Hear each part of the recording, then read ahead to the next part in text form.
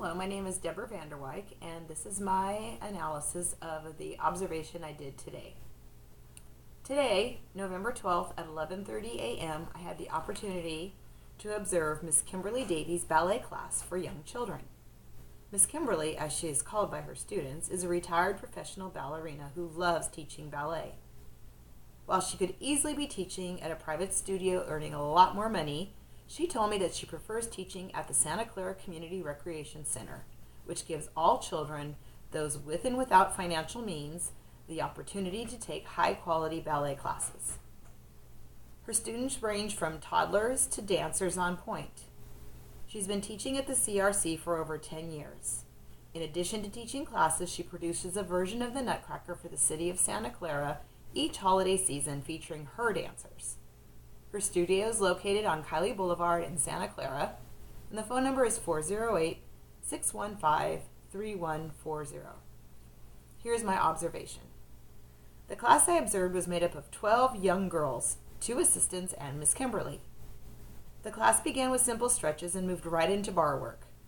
Miss Kimberly walked the young girls through every position and movement by explanation and demonstration. After several demonstrations, which the girls tried to mimic, Miss Kimberly walked around the room, physically and verbally correcting each student. As she did this, her assistants continued to demonstrate, and she continued to give verbal cues and points of reference to help the girls work through the positions and techniques properly. She constantly reminded them, chin up, hold in your tummy, squeeze your popo, which she was referring to their bottoms, shoulders away from the ears, long neck, and point your toes.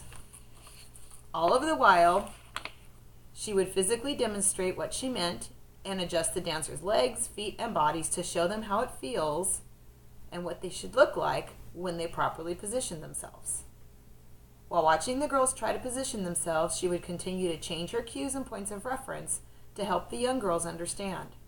For example, she changed her description from control your leg while you lower it to this is ballet, not karate, and finally, don't karate chop your leg. The girls giggled, but they knew what she meant as she demonstrated the karate chop leg. The types of assessments I saw during my observations. I would characterize the types of assessments I saw as falling under the categories of diagnostic and dynamic. The diagnostic assessment is a critical component of teaching, as it allows a teacher to diagnose the needs of the students, says Obie and Sapp. Miss Kimberly used this in 2 different ways. First, she was constantly watching the whole class, and based on her opinion of the students' abilities to comprehend and mimic properly the positions and movements, she would change her approach. She changed the way she demonstrated, explained, and provided verbal cues and points of reference. For example, she noticed that whenever many of the students lifted their leg behind them, they twisted their bodies. First, she demonstrated how to avoid twisting, but that didn't work. Then she said, turn your chest toward the mirror, and that didn't work. Then she said, let your hips say hi to the mirror, and let your chest say hi to the mirror. That worked. Also, diagnostic assessments help teachers observe challenges a student may have that may hinder their ability to learn, says Obie and Sapp.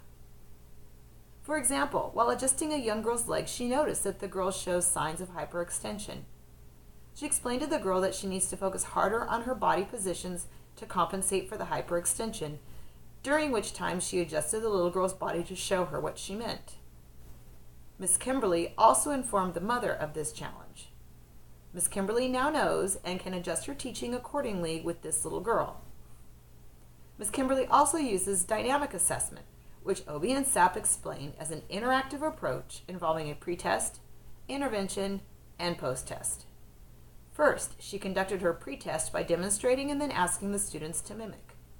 Her intervention was to walk around to each dancer and encourage correct movements, as well as physically and verbally address incorrect movements, so they would know the proper feel and look of the position of movement. Finally, her post-test was to step back and watch the outcome of the intervention. This continued through the entire class. She constantly intervened to help the girls. My opinion of Miss Kimberly's assessment strategies. I teach group fitness classes and I train my staff at Starbucks. I utilize the same assessment strategies as Ms. Kimberly. For example, when I'm training on a one-on-one basis, I use a diagnostic approach to determine what the individual knows so that I can cater my training to the individual. It is critical that I pay attention to the cues relayed by the learner to determine if he comprehends what is being said and or demonstrated. There are body positions, gestures, and facial expressions that can confirm comprehension or confusion. For example, direct eye contact, a smile, and a confident stance could be a sign of understanding. If I feel he understands, then I will ask for a demonstration just to make sure I read the cues right. But if I see crossed arms, staring off into distance, or a puzzled look on the individual's face, I will try another approach until I'm ready to let the individual demonstrate. If the individual demonstrates correctly, that's great. If not, I jump into dynamic assessment to intervene and then retest until the individual is able to demonstrate properly. However, in my classes that have usually 20 to 25 people, I don't have time for diagnostic assessment, so I go right into dynamic assessment. As my students are mimicking my moves, which I am demonstrating and providing verbal cues for, if I see someone who exhibits poor or potentially injurious technique, I quickly start adding in points of reference and cues for the whole class, which is my intervention. Afterward, I continue to watch the movements, and if I see the same concerns, I will try different points of reference to help them understand how to do things properly. For example, we do a lot of moves where we have to turn the body. It is critical that the participants turn their hips in the same direction to avoid injuring their knees. I will start by saying something technical like, lift your heels and pivot on the balls of your feet. If that doesn't work, I'll say, turn your hips to the side you are punching. If that doesn't work, I'll try humor, like, turn all 10 toes, or as many toes as you have, to the same side you're punching. They usually laugh, and sometimes that works. If none of that works, I will walk over to the individual and perform the move and tell them to watch my feet. If I didn't assess and just taught the routine, someone could get injured, injure their knees or their back. I have to keep assessing just like Mrs. Kimberly and just like any other teacher. A strategy I would add and why. Formative assessment, as described by Hall, is efficient when the learner has something upon which to compare his own progress. In addition, the most important assessor is not the teacher but the student herself, says Hall. Ms. Kimberly does a great job constantly demonstrating, giving the dancers a comparison point. However, I would suggest adding an opportunity for the dancers to see their own progress to help inspire them, giving them a chance to celebrate their accomplishment, and also to see what they need to do to advance even further. For example, she asked them to get into a splits position during every class. She explained to them that the more they practice, the more they will improve. She pointed out to the dancers that they are making progress, but do the dancers really understand what she means?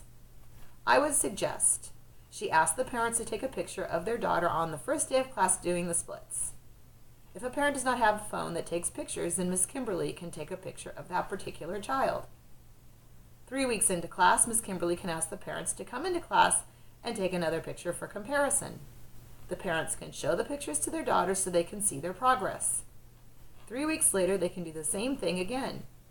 Miss Kimberly's follow-up could be to talk to the girls and ask about their progress. If they are not happy with their progress, they can discuss ways to expedite their progress. For example, try the splits at home on days when you're not in class. In conclusion, OB and SAP show how teaching without assessment is going to keep students from reaching their maximum potential. Educators need to understand and use the knowledge and skills of their learners to guide the educational process. Material that is too easy for students will bore them, and material that is too overwhelming will frustrate them and turn them off to what is being taught. Educators also need to be aware of challenges learners face and what excites them. The depth and breadth of knowledge and skills can be determined at the start of a class or a lesson through diagnostic assessment. OB and SAP state that assessment allows the educator to tailor lessons and teaching styles to the actual needs of the students to provide the most enriching educational setting.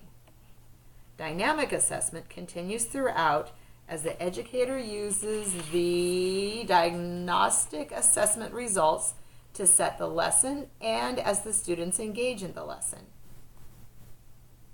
If a student does not understand the material or cannot demonstrate the skill, the educator intervenes with a new strategy. After the intervention, the educator checks the status of the student, hoping that the intervention has helped the student learn. Ms. Kimberly utilizes the same strategies as a teacher in a classroom. As I spoke to her, I could see her passion and commitment to her dancers. Through the years, she has, through trial and error, used different strategies. She is confident that her current strategies are effective as she sees her dancers progress from beginners right out of diapers to lead roles in the Nutcracker on point. Throughout the class, she was constantly assessing and reassessing her students while adjusting and modifying her demonstrations and verbal cues, which, as Obie and Sapp say, is critical to determine the instructional needs of students based on their performance within the existing course content. Ms. Kimberly knows what she's doing, and her results are incredible. The end.